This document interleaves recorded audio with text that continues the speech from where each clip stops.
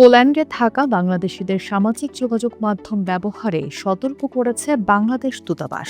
পরামর্শ দেওয়া হয়েছে যাতে অসত্য, বিভ্রান্তিকর কিংবা উস্কানিমূলক কোনো পোস্ট যেন আইনি জটিলতা তৈরি না করে। একই সাথে স্থানীয় আইন মেনে চলার পাশাপাশি কমিউনিটির ভাবমূর্তি রক্ষার আহ্বান জানানো হয়েছে। পোল্যান্ডে বসবাসরত বাংলাদেশিদের সামাজিক যোগাযোগ মাধ্যম ব্যবহারে আরও সতর্ক ও দায়িত্বশীল হওয়ার আহ্বান জানিয়েছে বাংলাদেশ দূতাবাস। শুক্রবার পররাষ্ট্র মন্ত্রণালয়ের সাম্প্রতিক নির্দেশনার পরিপ্রেক্ষিতে এ বার্তা দেওয়া হয়েছে।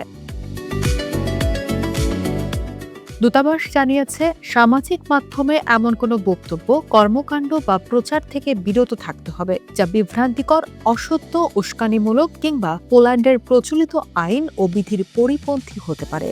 এ ধরনের কর্মকাণ্ডের কারণে পোল্যান্ডে বসবাসরত বাংলাদেশি কমিউনিটির ভাবমূর্তি ও সুনাম ক্ষুণ্ণ হতে পারে বলেও সতর্ক করেছে দূতাবাস।